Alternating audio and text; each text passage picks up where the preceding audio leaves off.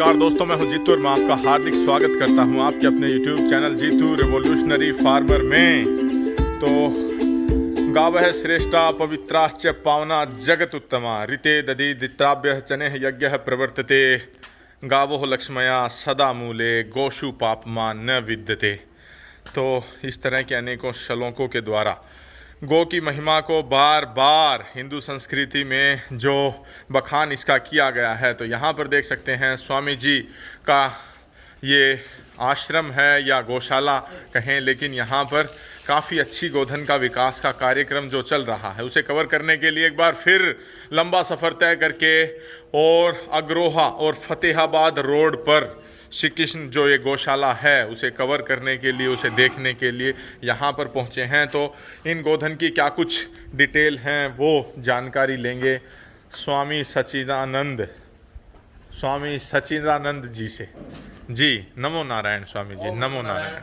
स्वागत है आपका जी जी जी अपनी गौशाला में। जी बहुत अच्छा। तो स्वामी जी के बारे में मैं ज़रूर बताना चाहूँगा। जब इनसे पहली जब भेंट हुई थी तब उस समय 2017 का समय था और देहरादून उत्तराखंड में, देहरादून जो राजधानी है वहाँ पर कंपटीशन चल रहा था गोधन का। तब जब ये युवा हुआ करते थे, अभी भी युवा ही हैं, तब नाम था आपका दर्शन, लेकिन अभी आपने सांसारिक जो जीवन है उसका त्याग कर दिया है। अभी सिर्फ और सिर्फ जीवन गौ माता को समर्पित कर दिया है जी। तो काफ़ी पुनीत विचार। तो सबसे पहले मैं जानना चाहूँगा कितना कठिन रहा ये निर्णय कि सांसारिक जीवन को त्याग करके और सिर्फ अपना पूरा जीवन गायों को समर्पित कर देना।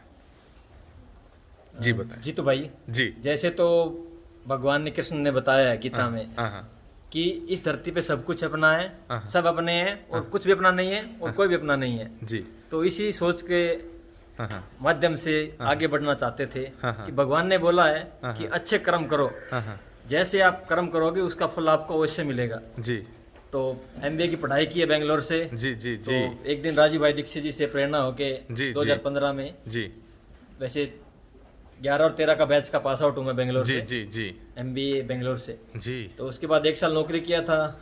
हमेशा से मन नहीं था कि गौ माता की सेवा करनी है। जब स्टडी करता तब भी वहाँ कुछ गौशाला में जाता था, बेंगलोर में भी, हेब्बाल में और व्हाइट इलेक्ट्रॉनिक सिटी की तरफ ढूंढता रहता था कि जिसको जैसी भूख होती है वैसा वो भोजन अवश्य ढूंढ लेता है कहीं ना कहीं जी। तो बस भूख थी, लालसा थी कि पढ़ाई करके गौ माता की सेवा करनी है। हालांकि माँ बाप की इच्छा रहती है, परिवार की इच्छा रहती है कि हमारा बेटा पढ़ा लिखा है, नौकरी करेगा, अच्छे बाल बच्चे पैदा करेगा, संस्कारवान होगा, मगर भगवान को कुछ और ही मंजूर है जी।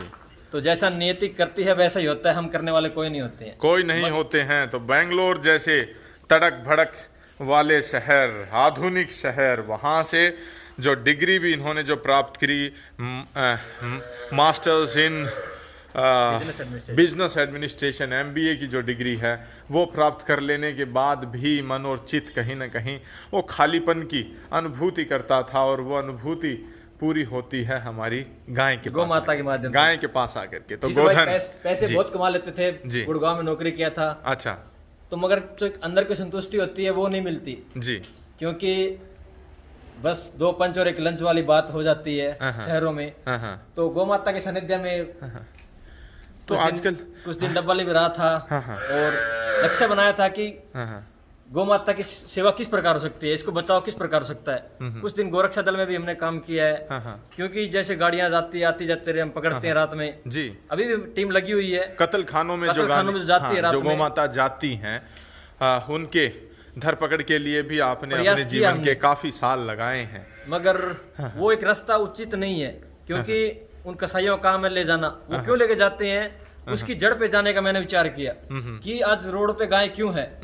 तो मैंने उसकी समस्या का हल निकालने के लिए नस्ल संवर्धन का रास्ता चुना और साथ में पंचगव्य की ट्रेनिंग भी ली, फिर चेन्नई वाघभट गौशाला से। अच्छा। तो उसके बाद उत्पाद बनाते हैं और नस्ल संवर्धन में पिछले 2015 से लेके आज 21 है, कभी मुड़ के नहीं देखा वापस। मुसीबतें आती है जाती है, कभी गौ माता और हम लुक्का सुखा खा लेते हैं, कभी भरपेट अनाज मिलता है, वो प्रभु की इच्छा है सब जी। चुनौतियां बहुत हैं, क्योंकि समाज इस तरह के कार्य को बहुत ज़्यादा सम्मानित नज़रों से नहीं देखता है। वो सिर्फ और सिर्फ जो अर्थ या धनोपार्जन में जो लगे रहते हैं, कहीं ना कहीं सम्मान आज जो हमारा आधुनिक समाज है या आधुनिक भारत है केवल उन्हीं को देता है। आपके सिद्धांत कैसे हैं, आपके संस्कार कैसे हैं, या फिर आप कितना समर्पित भाव से समाज के लिए क्या योगदान कर रहे हैं, कितनी गौशालाओं में समर्पित भाव से इस तरह के आज जो प्रधान हैं वो कैसे हैं, तो इसको कोई बहुत ज़्यादा वो नहीं देता है। तो मैं आपसे जानना चाहूँगा, पीड़ा नहीं होती अंदर से, अंदर से खुशी गायों की आज जो नहीं, वो नहीं, गायों की जो आज जो स्थिति है, मार्मिक स्थिति हमें देखने को मिलती है, क्योंकि सिर्फ और सिर्फ उसकी उपयोगिता के आधार पर उसे देखा जाता है। दूध देती है तो ठीक है, अन्यथा उसको सड़क पर छोड़ दिया जाता है या बुजुर्ग अवस्था में उसको उठा करके गौशाला में छोड़ दिया जाता है, या अगर अनुपयोगी जो बछड़े हैं उनको एक नार्किक जीवन जीने के लिए मजबूर आज जो हमारा समाज कर रहा है। अन्यथा आप एक चीज़ जो मैं देखता हूँ कि मिट्टी का जो भोजन है वो है शुद्ध गोबर। अगर गोबर की उसकी पूर्ति होती रहेगी तो वो शुद्ध अन्न की उत्पत्ति करती है, जो कि मानव जीवन के लिए उसकी तृप्ति करता है, उसकी संतुष्टि करता है बिना किसी बीमारी के। तो वो गोबर तो एक बछड़ा भी देता है, वो तो एक बुजुर्ग गोमाता भी देती है। तो आज जो डीएपी की जो पूरी लंबी लंबी कतारें हमें देखने को मिल रही है, अंदर से काफ़ी हंसी आती है कि हमारा भारत पहले क्या था और अब किस दिशा में पूरा केमिकल की तरफ जा चुका है। और उसमें भी अगर कहीं सप्लाई में शॉर्टेज होती है तो पूरा जो तंत्र है वो चरमरा जाता है, जबकि वही मिट्टी की या आपकी धरा की या आपकी खेत की जो भूख है वो तो गाय के गोबर से तृप्त हो जाती है। तो क्यों नहीं इस तरह से हमारा समाज आज सोच पा रहा। तो ऐसे कई बार सवाल मन और चित्त पर उठते हैं। तो स्वामी जी हैं, स्वामी सच्चिदानंद गिरी, तो सांसारिक जीवन त्यागी कितना समय आपको हो चुका है? 13 जनवरी 2020 को। अच्छा, तकरीबन में अपने गुरुजी है। अच्छा, बूचावास में मिठल गिरी जी महाराज जी, वो भी एक गो प्रेमी है, उनके भी एक चिकित्सालय है गौों का। अच्छा, बूचावास गांव में जी, बूचावास गांव जी, उनसे दक्षिणा ली। हाँ, उनसे दक्षिणा ली और देखें जीवन को समर्पित कर दिया है सिर्फ गोधन के विकास में।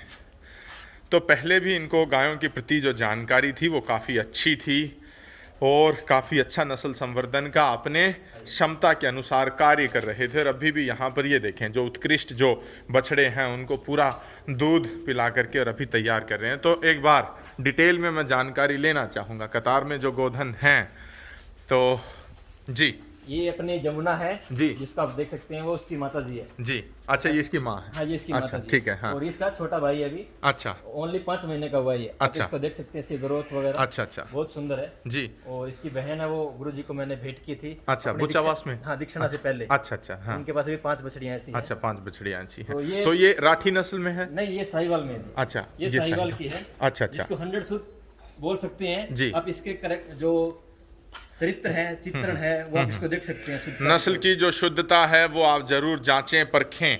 और गोधन जो है उसी का बेटा है ये? हाँ, ये उसका बेटा है। अच्छा, ये इसका बेटा है और गोधन का भाई है। ठीक है जी, आगे बताएं। ये इसकी हाँ, ये अपनी राठी नस्ल है जी। ये आपने जाने से पहले देखा होगा जी, साल में लेके आया था। तो ये देखें भव्य गोधन है, स्ट्रॉन्ग डीप फ्रेम जो है इसका। और अडर आप देखें, ये देखें अडर की जो बनावट है वो काफ़ी कपेशियस अडर, टिट्स का जो साइज, स्पेसिंग और अडर के अंदर जो एक पूरा जो जाल है बारीक नसों का वो काफ़ी अच्छा देखने को मिल रहा है। तो राठी नस्ल में इस तरह का ब्लड लाइन तो काफ़ी कम देखने जी। तो भाई ये पिछले 2 साल से मेहनत करके उसके मालिक से हाथ पाँव जोड़ के कि हमको नस्ल पे काम करना है जी। क्योंकि एक जो जमींदार होता है उसके पास उसकी रखने की हिम्मत होती है, मगर क्या है वो एक अच्छे नंदी से उसकी मिलाप नहीं कर पाता, तो उससे अच्छी जनरेशन नहीं अपने को मिल पाती कभी। तो उससे अनुरोध करके पिछली बार मैं लेके आया था, तभी आई, तब 8 से 9 लीटर दूध देती थी मेरे को। करीब 6 महीने की ज्ञापन थी। अच्छा। और बिल्कुल शांत स्वभाव की थी। हाँ। अभी ब्याई तब जैसे लोग ब्राजील के गाय को दिखाते हैं उससे बड़ा ऑर्डर इसका था जी। मगर क्या है एकदम से इसको बाहर निकाला तो कुछ लोग बैठे हुए थे, उसको कुछ नजर बोलते हैं, वो लग गया। उस दिन के बाद उसने अभी थोड़ी डाउन चल रही है, 15-16 लीटर दे रही है, मगर वो बात नहीं आई जो सोच रहे थे हम। जो सोच रहे थे जी। मालिक से ये फूल का गाँव है, यहाँ से 23-24 लीटर दूध इसका एवरेज रहा है। अच्छा, 23 से 24 लीटर जी। क्योंकि तभी हमने, क्योंकि एक अच्छी नस्ल तभी तैयार हो सकती है जब अच्छे नस्ल के बछड़े उसका पैर माँ और बाप दोनों है तभी उससे अच्छी नस्ल पैदा होगी जी। तो नस्ल संवर्धन के लिए लेके आए थे इसको। इसका बेटा भी है, बहुत सुंदर है। ये देखें, इस तरफ से भी मैं एक बार अडर को जरूर दिखाना चाहूँगा। ये देखें, पूरा कपेसियस अडर है। देखने मात्र से एक सहज अनुमान लगता है कि गोधन की दूध उत्पादन क्षमता जो है वो अति श्रेष्ठ होगी। एक तो ये देखें, यहाँ पर एक बार खोल करके और इस गोधन को चला करके यहाँ पर दिखाते हुए ये देखें बाहर की तरफ खोला गया है और डीप फ्रेम में काफ़ी अच्छे अडर के साथ आगे ले जाएं थोड़ा सा। चलो भाई चलो। तो 22, 23, 24 किलो प्रतिदिन का दूध देने वाली हमारी भारतीय मूल की पवित्र नस्लें हैं। आवश्यकता है उनको अच्छे से उनके ऊपर कार्य करने की, उनके ऊपर अच्छे से किस नंदी को प्रयोग किया जाए, प्राकृतिक विधि, प्राकृतिक प्रकृति के विधान से वो नस्लें विकसित हों। तो वो जो प्रयास इनका है, इनके जो सांड हैं वो उस तरफ हैं, वो ज़रूर एक बार आपको दिखाएंगे। बाकी इस गोधन को खोल करके चला करके एक बार दिखाया गया है तो काफ़ी अच्छा। ये देखें पुट्ठे की जो बनावट है, यहाँ पर इसको 100 में से 100 अंक देने ही पड़ेंगे। ये देखें आप, जो पिन बोन है, हुक बोन है, जो रंप की जो बनावट है, अगले वाला हम्प और पीछे वाला पुट्ठा जिसे हम कहते हैं, अंग्रेजी में उसे रंप कहा जाता है। और टिट्स के जो साइज स्पेसिंग काफ़ी अच्छी। जी ये राठी है जीतू जी। जी ये 22 लीटर में ऑन अच्छा, रिकॉर्ड है। छोटे कॉम्पैक्ट साइज में है। 22 लीटर इसका ऑन रिकॉर्ड है। ऑन रिकॉर्ड है जी। पिछले साल भी रिकॉर्ड किया हाँ। और इस साल भी रिकॉर्ड किया। थोड़ा फिरावट मार गई थी। अभी ये पिछली हाँ। धनतेरस को ब्याई थी। अच्छा। अभी करीब 3 महीने की याबन है। अभी भी 8 लीटर दूध दे रही है। 8 लीटर दूध। हाँ अच्छा अभी बहुत बढ़िया, बहुत बढ़िया। ये अपनी मद्दर है जी, जो राठी जिसको बोलते हैं। हाँ। ये 19 लीटर में पास है, ऑन रिकॉर्ड है। अच्छा, पिछले साल डबल रिकॉर्ड करवाई थी। बहुत बढ़िया। तो इस साल इसका एक थन में दिक्कत हो गया अगली बार। अच्छा जी, आप देख सकते हैं। जी जी जी जी जी जी।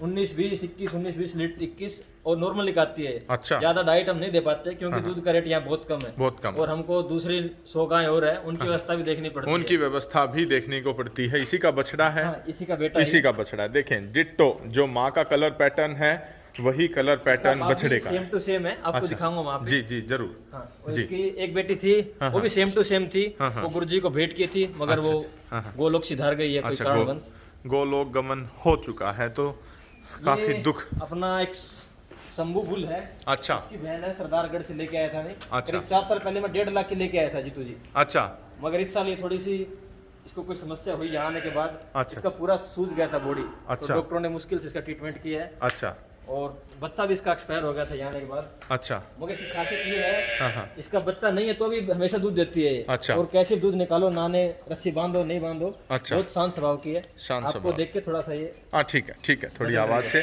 और ये देखें, आपको अगले पैरों की जो लंबाई है वो कम देखने को मिलती है। पिछले पैरों की जो लंबाई है वो दुधारू गोधन में ज़्यादा देखने को मिलती है। किसी भी गोधन को आप देखें, पिछले वाला जो आपको रंप का जो है वो आपको पिछले पैर रंप को उठाते हुए, ऊपर की तरफ उठाते हुए देखने को मिलेंगे। जी बताएं। जी, ये भी राठी है। अच्छा। और ये भी राठी है। थोड़ा सा इसके अंदर हरियाणवी मिक्स जी है। जी जी। और थोड़ा साहिवाल का इसके अंदर जी mix है। जी थोड़ी सी जी गर्म है ये। जी।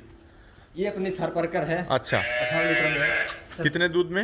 18 लीटर है ये। 18 लीटर दूध में। ठीक अभी है। ये ब्याह भी 1 महीना बाकी है इसका। अच्छा। अभी इसको ड्राई किया कुछ दिन पहले ही। अच्छा, तो आप देख सकते हैं। वैसे शालीन है। हाँ बिल्कुल स्वभावशाली। ठीक है। ये सभी गाय शांत है जीतू भाई, क्योंकि जिस दिन बच्चा पैदा करता है हाँ। उसी दिन से हम बच्चे को मालिश करने शुरू कर देते हैं। हाँ। तो बच्चा अपने आप प्रेम करना शुरू कर देता है। जी जी।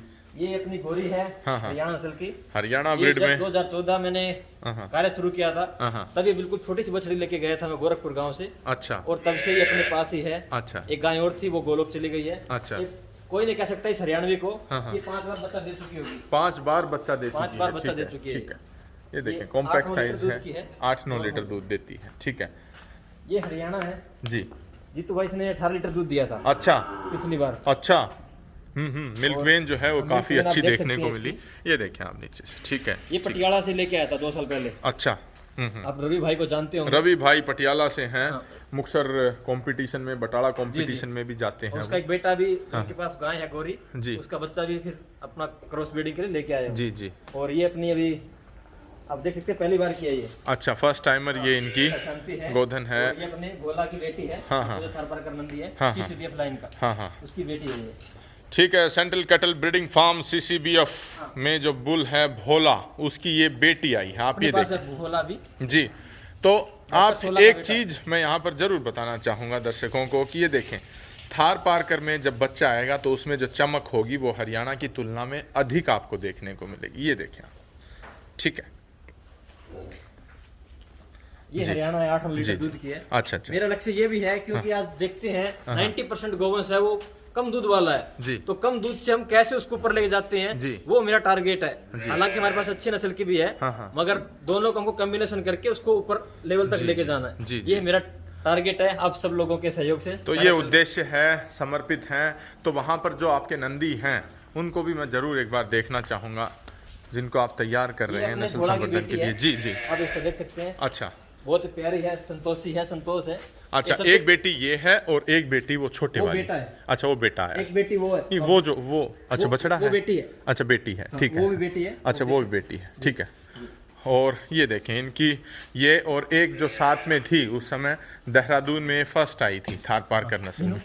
जी, ये देखें आप, फर्स्ट आई थी। बोल सकते हैं इसको, क्योंकि जो हरियाणा थारपारकर में जैसे आप डिफरेंशिएट करते हैं, जी, जी। इसके माथे में बिल्कुल पोल नहीं होता। हाँ, हाँ। और हरियाणा के बीच में पोल होता है। जी जी जी, और बाकी करेक्टर हम ऑलमोस्ट सेम से होते हैं। जी, इसको जी। नाभि होती है और झालर होती है। जी जी जी, आ जाए। तो ये देखें यहाँ ये पर अपनी राठी है। बहुतायत में गोधन हैं जो कि अच्छी नस्लों के ऊपर ये।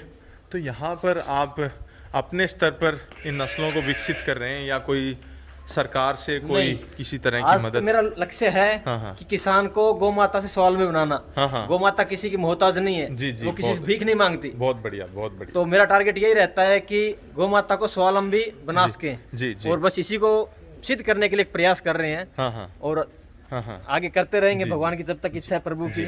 जी क्योंकि भीख मांगना मैं उचित नहीं समझता। भिक्षा मांग सकते हैं, क्योंकि सन्यासी हैं। भिक्षा और भीख में हम बहुत फर्क है, फर्क है, होता है। फर्क है, फर्क है। जी। तो ये देखें, बड़ी सुंदर शब्दों में इन्होंने जो जानकारी दी है कि भीख और भिक्षा में फर्क है। और जो सतगुरुओं ने कहा कि मांगन मरण समान है, मत मांगो कोई भीख, मांगन से मरना भला, ये सतगुरु की सीख। तो मांगना जो है वो जीवन का सबसे जटिल और सबसे कठिन कार्य है। तो यहाँ पर इस तरफ अगर मैं आपको दिखाना चाहूँ तो इनके जो ब्रीडिंग बुल हैं, प्रजनन करने वाले जो सांड हैं, वो यहाँ पर देखने को मिल रहे हैं। तो इनकी भी एक एक करके जानकारी स्वामी जी से जरूर लेना चाहेंगे।